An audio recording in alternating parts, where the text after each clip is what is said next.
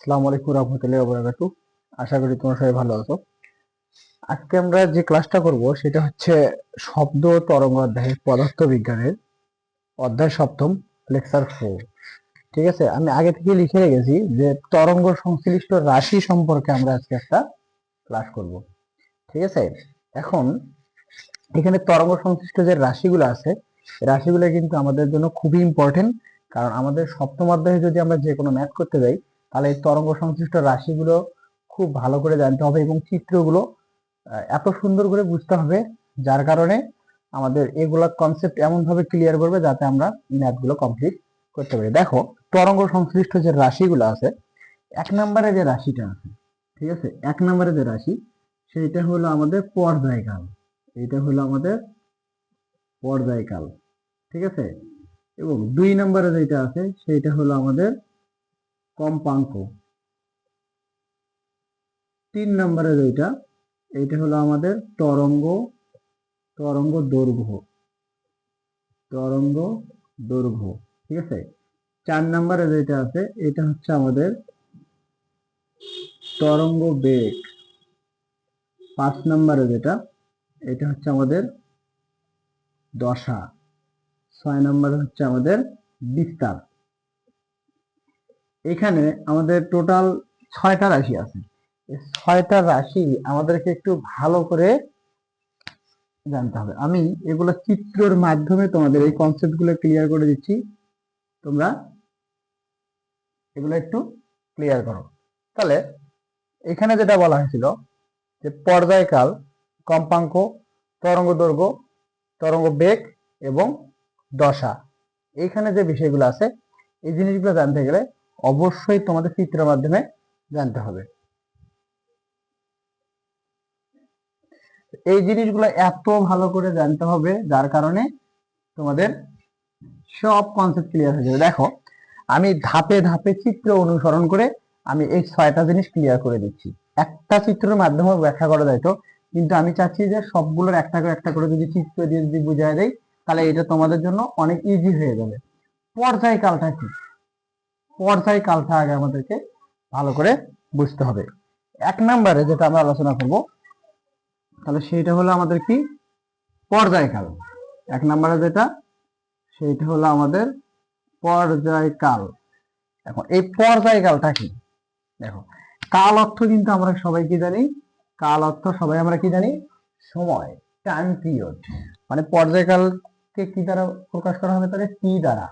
পর্যায়কাল ইংলিশটা কি বললাম? টাইম পিরিয়ড, ঠিক আছে।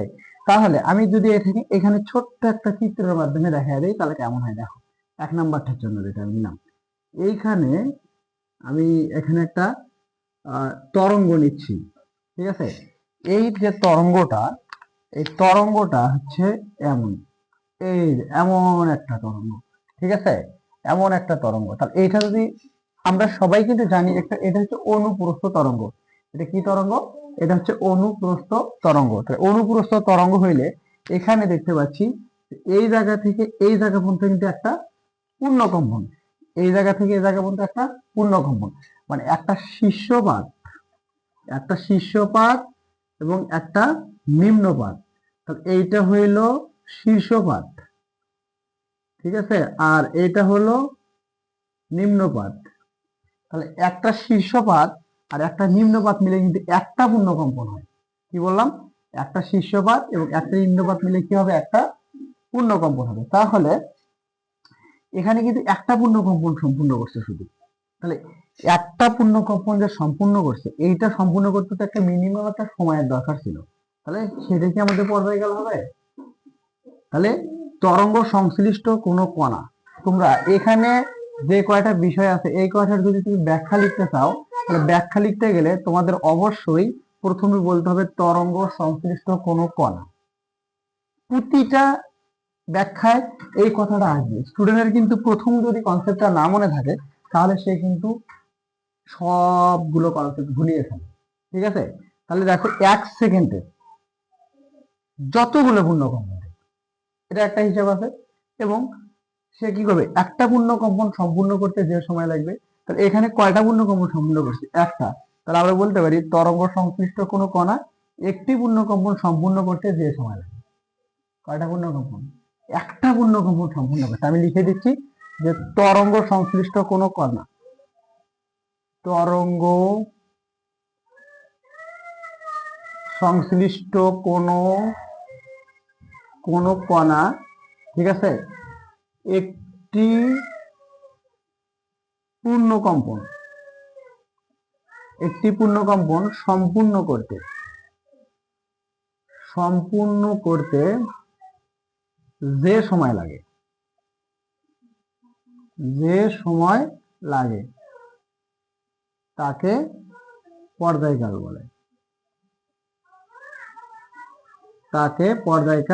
বলে। আমার মনে হয় এটা ক্লিয়ার।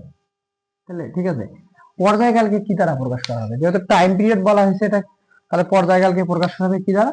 পর্যায়কালকে টি দ্বারা প্রকাশ করা হবে, একটু মাথায় রেখে। আর কাল অর্থ সময়, তাহলে পর্যায়কালের একক হবে সেকেন্ড। তাহলে এইখানে একটা পূর্ণকম্পন দিয়েছে, একটা যদি দুইটা পূর্ণকম্পন দেয়, এখন এক কথায় এক সেকেন্ড, মানে দেখো এখানে বলে দিচ্ছি যে পূর্ণকম্পন সম্পূর্ণ করতে যে সময় লাগে সেইটাকে একটা পূর্ণকম্পন রেখে দিচ্ছি, সেইটার জন্য যদি 1000 ঘন্টা নেয়, 100 মিনিট নেয়, 1000 মিনিট নেয়, তাতেও কোনো সমস্যা নেই, কিন্তু পূর্ণকম্পন সম্পূর্ণ হতে পারে একটা। তাহলে সেই হিসাবটা আমাদের বুঝতে হবে। তাহলে এটা হচ্ছে আমাদের চিত্র। 2 নম্বরে যেটা হইলো আমাদের কম্পাঙ্ক।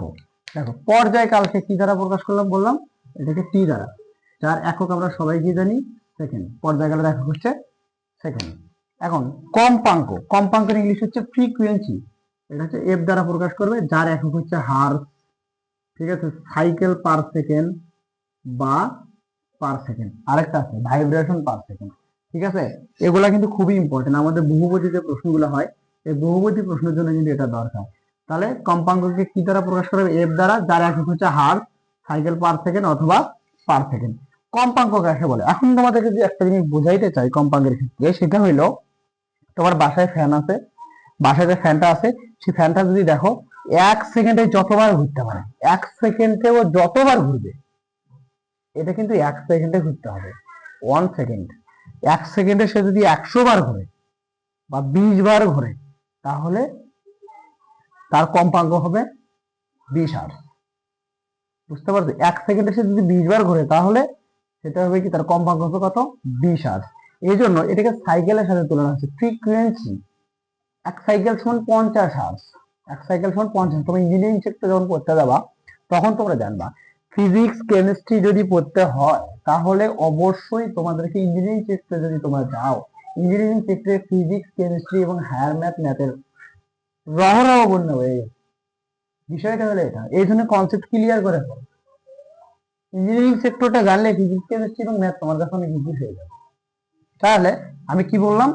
1 সেকেন্ডে সে যতবার ঘুরে। তাহলে আমি এখন যদি কম্পাঙ্কটা ব্যাখ্যা করতে চাই, কম্পাঙ্কটা কি? এটা হইল 2 নাম্বার কম্পাঙ্ক। তাহলে কম্পাঙ্কের একক আমরা কি জানি? হার্জ বা সাইকেল পার সেকেন্ড বা পার সেকেন্ড, ঠিক আছে। এটাকে কি দ্বারা প্রকাশ করা হবে? এফ দ্বারা প্রকাশ করা হবে। তার এখন যদি চিত্রের মাধ্যমে একটু যদি বুঝতে চাই, তাহলে কেমন হয়, এটা একটু তোমাদেরকে আলোচনা দিয়ে দেখাচ্ছি। তাহলে দেখো, চিত্রের মাধ্যমে যদি ক্লিয়ার করতে চাই, তাহলে আমাদের এটা হবে যে একটা শীর্ষপাতের একটা নিম্নপাত যদি হয়, এই যে দেখো তোমরা একটু, তাহলে 1 2 3। ওকে, এইখানে তুমি যেটা দেখতে পাচ্ছ, দেখো আমি এখানে পূর্ণকম্পন নিয়েছি কোনটা, কয়টা? এখানে 2টা নিচ্ছি, আমি আরো নিতে পারতাম, 3টাও নিতে পারতাম, 4টাও নিতে পারতাম। এটা হলো এ, এটা হলো বি, এটা হলো সি। তাহলে এ থেকে বি পর্যন্ত কিন্তু একটা পূর্ণকম্পন, এখান থেকে এটা পর্যন্ত কিন্তু একটা পূর্ণকম্পন, এই পর্যন্ত। আবার এখান থেকে শুরু করে এইটা পর্যন্ত কিন্তু একটা পূর্ণকম্পন। তাহলে এখানে পূর্ণকম্পন কয়টা আছে? 2টা। তাহলে এইখানে তোমাকে যেটা জানতে হবে, যে কম্পাঙ্ক যে হইল এইটুকু যে সময়ের মধ্যে হইছে, অবশ্যই সেইটা কত সেকেন্ডের মধ্যে হইতে হবে? এটা টোটাল 1 সেকেন্ডের মধ্যে হইতে হবে। 1 সেকেন্ডে সে কয়টা কম্পন দিয়েছে? এখানে 1 সেকেন্ডে দুইটা পূর্ণকম্পন দিয়েছে। তাহলে আমি বলতে পারি, তাহলে এর কম্পাঙ্ক হবে 2। তাহলে এর কম্পাঙ্ক কত হবে? 2। আমি কি বলতেছি, এটা 1 সেকেন্ডে হতে হবে, এটার জন্য সেকেন্ড ফিক্সড, কম্পাঙ্ক 1000টা হোক। আর এইটার জন্য যদি বলি যে সময়টা দেখো, যে সময় হোক, সময় কোনো ফিক্সড নাই এটার জন্য, কিন্তু এইটার জন্য পূর্ণ কম্পন ফিক্সড, একটা হতে হবে এটাতে। তাহলে বলতে যাচ্ছি যে কম্পাঙ্কটা কি? তরঙ্গ সংশ্লিষ্ট কোনো কণা 1 সেকেন্ডে যতগুলো পূর্ণ কম্পন দেয়। তাহলে বললাম তরঙ্গ সংশ্লিষ্ট কোনো কণা, তরঙ্গ সংশ্লিষ্ট কোনো কণা, ঠিক আছে, 1 সেকেন্ডে, 1 সেকেন্ডে, ঠিক আছে, যতগুলো 1 সেকেন্ডে যতগুলো পূর্ণ কম্পন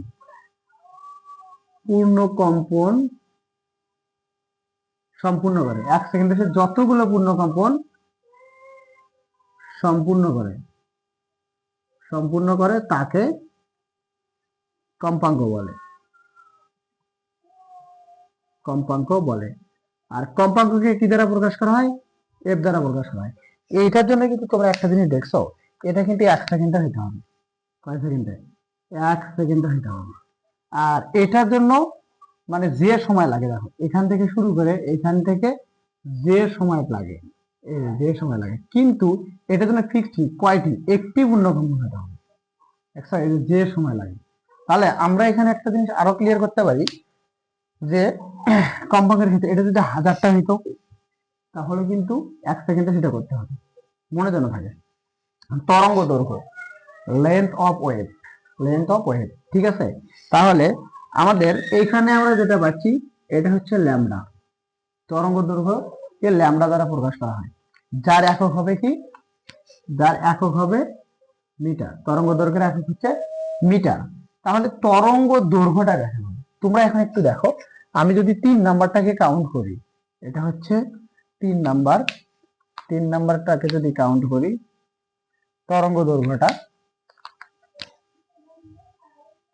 তরঙ্গ দৈর্ঘ্য, ঠিক আছে। তরঙ্গ দৈর্ঘ্যের ক্ষেত্রে যেটা বলা হয়েছে আমাদের, যদি চিত্রটা, এটাকে কি দ্বারা প্রকাশ করা হয়? ল্যামডা দ্বারা প্রকাশ করা হয়, ঠিক আছে। এই জায়গায় যদি এখন আমি যাই, এই জায়গায় যাওয়ার পরে আমি চিত্রটা দেখাচ্ছি, দেখো তোমাদের, ঠিক আছে। 1 2, ঠিক আছে, আমি 2টা দিলাম, আমি আরেকটা দিতে পারতাম, ঠিক আছে। এখান থেকে এ থেকে, এটা হচ্ছে এ, এটা হলো বি, এটা হলো সি। এ থেকে বি পর্যন্ত কিন্তু এখানে দেখো, এখানে একটা ল্যামডা, আমি একটু পরে বুঝিয়ে দিচ্ছি, ভাবনার কোনো কারণ নেই।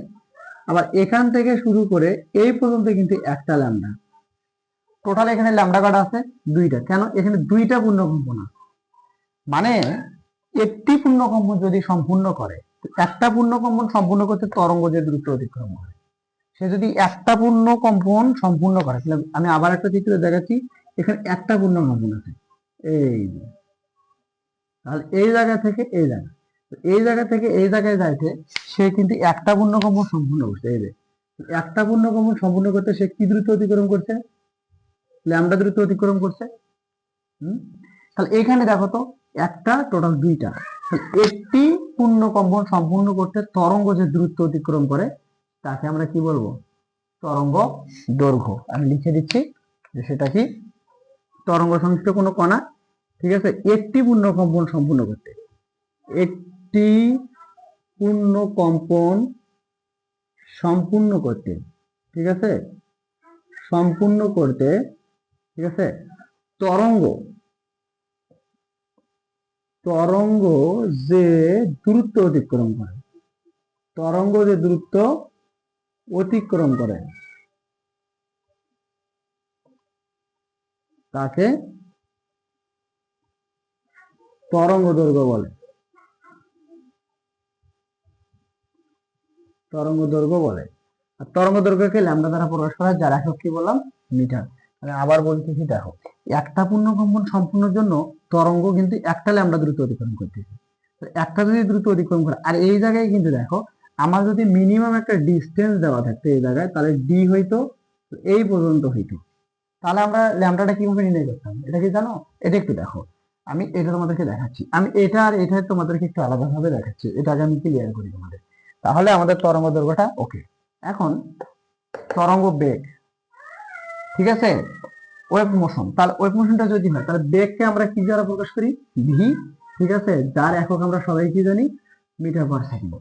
বেগের একক হচ্ছে মিটার পার সেকেন্ড। তাহলে তরঙ্গ বেগটা দেখো, তরঙ্গ বেগ, দেখো বেগ মানে কিন্তু আমরা নির্দিষ্ট দিক বলি, সরণ বোঝাচ্ছে। তাহলে আমরা চিত্রের মাধ্যমে দেখব 4 নম্বরে যেটা হচ্ছে, সেটা হলো আমাদের তরঙ্গ বেগ। তরঙ্গ বেগকে হচ্ছে ভি দ্বারা প্রকাশ করা হয়। এখন যদি এটাকে ভি দ্বারা প্রকাশ করা হয় তাহলে সেই দিক থেকে আমরা একটু ক্লিয়ার হয়ে নিই চিত্রের মাধ্যমে। তরঙ্গ বেগের ক্ষেত্রে যেটা দেখতে চাচ্ছি, ওকে, আমি একটু মিশিয়ে দিলাম এটা তরঙ্গ বেগের এই যে চিত্রটা, একটা নির্দিষ্ট দিক, এটা কিন্তু একটা নির্দিষ্ট দিক বোঝাচ্ছে, নির্দিষ্ট দিক। তো এখান থেকে এই যে, তাহলে এটা একটা কি দিক? নির্দিষ্ট দিক, নির্দিষ্ট দিক, নির্দিষ্ট দিকটা যেটা হবে, ঠিক আছে, এখান থেকে এই জায়গা থেকে এই পর্যন্ত কিন্তু একটা, এই পর্যন্ত একটা কি অতিক্রম করতেছে? দূরত্ব। তাহলে আমরা এখানে একটা কথা বলতে পারি, সেটা হইলো তরঙ্গ সংশ্লিষ্ট কোন কণা একক সময়ে নির্দিষ্ট দিকে যে দূরত্ব অতিক্রম করে। এখানে কেমন সময় হবে বলতো? এটার ক্ষেত্রে, এটার ক্ষেত্রে হলো একক সময়ে। এটা কি বললাম? একক সময়ে, এই পর্যন্ত একক সময়ে নির্দিষ্ট দিকে যে দূরত্ব অতিক্রম করে সেটা হলো আমাদের কি? তরঙ্গ বেগ। তাহলে আমরা লিখতে পারি যে একক সময়ে, একক সময়ে তরঙ্গ, একক সময়ে তরঙ্গ নির্দিষ্ট দিকে, নির্দিষ্ট দিকে, নির্দিষ্ট দিকে যে দূরত্ব অতিক্রম করে, অতিক্রম করে তাকে তরঙ্গ বেগ বলে। ঠিক আছে, দেখো এখানে কিন্তু যে দ্রুত অতিক্রম করছে কিন্তু একটা পূর্ণকম্প সম্পূর্ণ হয়। তারা এটার ক্ষেত্রে একক সময়ে তরঙ্গ নির্দিষ্ট দিকে যে দ্রুত অতিক্রম করে, দ্রুত অতিক্রম করে তাকে হচ্ছে তরঙ্গ বেগ বলে। তরঙ্গ বেগটা আমাদের ক্লিয়ার। তরঙ্গ বেগকে কি দ্বারা প্রকাশ করা হয়? ভি। আচ্ছা, এরপর হচ্ছে দশা। দশা মানে ফেজ, ফেজ মানে হচ্ছে দশা। কিন্তু দশাকে প্রকাশ করার জন্য নির্দিষ্ট কোনো রাশি নেই, অ্যালফাবেট নেই। তাহলে দশাটা কি হবে? আমি এখন বর্তমানে যে ক্লাসটা নিচ্ছি, ভিডিও ক্লাস, এটা হচ্ছে আমার এই মুহূর্তের দশা, মানে এখন আমি ভিডিও ক্লাসে আসি, তাহলে এটা কিন্তু আমার একটা দশা। তুমি এখন আমার যদি ভিডিও ক্লাসটা দেখো, তোমার ওই মুহূর্তের ওটা দশা। তাহলে এখানে কণার কথা বলা হয়েছে, কণার যে কোনো মুহূর্তের অবস্থাকে তার দশা বলে। দশা হচ্ছে সেটাই। সেটা কিভাবে হইতে পারে একটু দেখো চিত্রের মাধ্যমে। তাহলে আমরা 5 নম্বরে যেটা থাকি সেটা হচ্ছে আমাদের কি? দশা।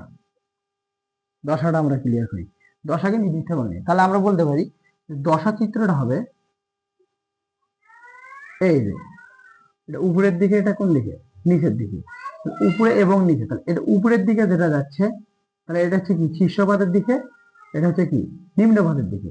তাহলে এটা হইলো শীর্ষপাত, এটা হলো শীর্ষপাত, আর এটা হলো নিম্নপাত। ঠিক আছে, তাহলে শীর্ষপাত আর নিম্নপাত কোনটা? দেখো কণা যে কোনো দিকে সর্বাধিক, দেখো এই দিকে একটা যাচ্ছে, এই দিকে একটা যাচ্ছে, তাহলে এই কণাগুলোর দশা এখন উপরের দিকে না? এটা এই মুহূর্তে। আবার কণাগুলোর দশা দেখো তো কোন দিকে যাচ্ছে? নিচের দিকে না? তাহলে এইখানে যেটা বলতে পারি যে কণার যে কোনো মুহূর্তের অবস্থাকে তার দশা বলে, সেটা হোক উপরের দিকে, সেটা হোক নিচের দিকে। তাহলে কণার, কণার যে কোনো,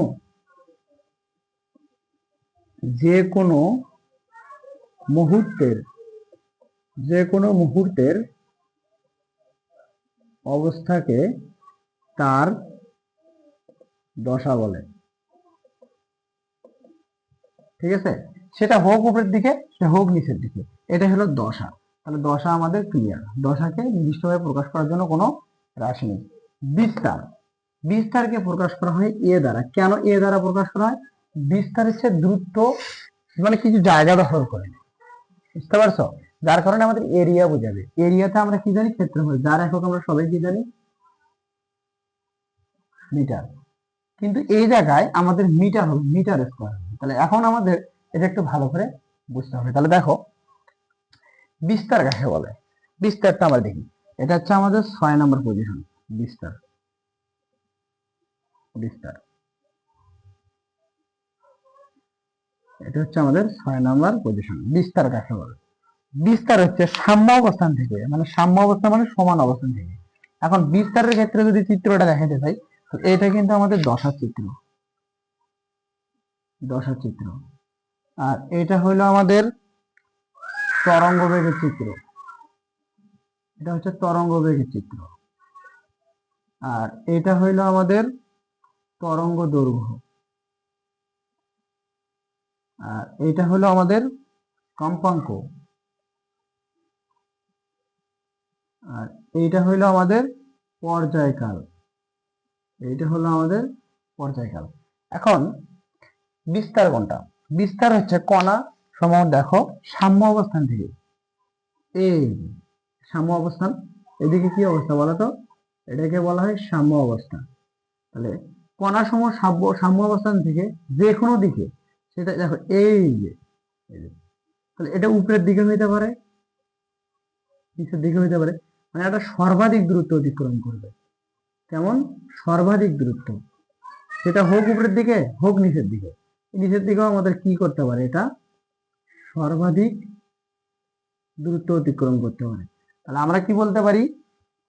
তরঙ্গ সংশ্লিষ্ট কোনো কণা সাম্য অবস্থান থেকে যে কোনো দিকে সর্বাধিক যে দ্রুত অতিক্রম করে, তাহলে তরঙ্গ সংশ্লিষ্ট কোনো কণা সাম্য অবস্থা থেকে, সাম্য অবস্থা থেকে যে কোনো দিকে, যে কোনো দিকে সর্বাধিক যে দূরত্ব অতিক্রম করে, সর্বাধিক যে দূরত্ব অতিক্রম করে তাকে বিস্তার বলে। খুবই ইম্পর্টেন্ট এই কয়টা টপিক, 1 2 3 4 5 এবং হচ্ছে 6, এই 6টা টপিক স্টুডেন্টকে এমন ভাবে জানতে হবে, না হলে সে কখনোই এই অঙ্কগুলো এই অধ্যায় তেমন করতে পারবে না। আমি বলে দিলাম এটা, তাহলে এটা একটু তোমরা মনে রাখিও। এবং এখানে আমি একটা জিনিস দেখাতে চাইছিলাম, যে তরঙ্গ বেগের ক্ষেত্রে যেটা তরঙ্গ দৈর্ঘ্যের ক্ষেত্রে আমি ক্লিয়ার করতে চাচ্ছি, তরঙ্গ দৈর্ঘ্য আর হচ্ছে তোমার পর্যায়ক্রমের ক্ষেত্রে দেখো, এইখানে যদি আমরা দেখতে চাই একটা জায়গায়, যে এই জায়গা থেকে 1 2 3 4 5, আচ্ছা এইখানে এই জায়গা থেকে শুরু করে এই জায়গায় একটা দূরত্ব দিয়ে দিলাম আমি এই পর্যন্ত। তাহলে এখান থেকে শুরু হয়েছে 1 2 3, এখানে ডি দূরত্ব অতিক্রম করা হয়েছে। তাহলে এইখানে যদি ল্যামডা কয়টা আছে আমরা বের করতে চাই, তাহলে কেমন করে বের করব একটু দেখো তোমরা। তাহলে এখান থেকে এটার মধ্যে একটা ল্যামডা এই পর্যন্ত, আবার এখান থেকে শুরু করে এই পর্যন্ত কিন্তু একটা ল্যামডা এই পর্যন্ত, আবার এখান থেকে শুরু করে এই পর্যন্ত কিন্তু একটা ল্যামডা। টোটাল এখানে ল্যামডা কটা আছে? 3টা ল্যামডা আছে। তাহলে কত দূরত্বের মধ্যে? ডি দূরত্বের মধ্যে। তাহলে আমরা কিন্তু এটা দেখতে পারি lambda plus lambda plus lambda সমান হচ্ছে ডি। তাহলে এখানে 3 ল্যামডা সমান হচ্ছে ডি জানি, এই যে। তাহলে অর্থাৎ ল্যামডা সমান সমান উপরে ডি নিচে 3, ডির মানটা তোমাদের দেওয়া থাকবে। তাহলে এইখানে কয়টা তরঙ্গ দৈর্ঘ্য আছে তোমরা এটা হিসাব করেই বের করে নিতে পারবা। এটা গেল আমার কার ক্ষেত্রে? এটা গেল আমার হচ্ছে তরঙ্গ দৈর্ঘ্যের ক্ষেত্রে। এইভাবে তোমাদের অনেক মান বের করতে হবে। যদি এখানে অর্ধেক হয়ে যেত, আরো একটা যদি এরকম হয়ে যেত, তাহলে এখানে ল্যামডাকে আমরা 2 দ্বারা ভাগ করে নিতাম এই জায়গায়, তখন হচ্ছে 1 2 3, তাহলে 3 ল্যামডার অর্ধেক এরকম হয়ে যেত।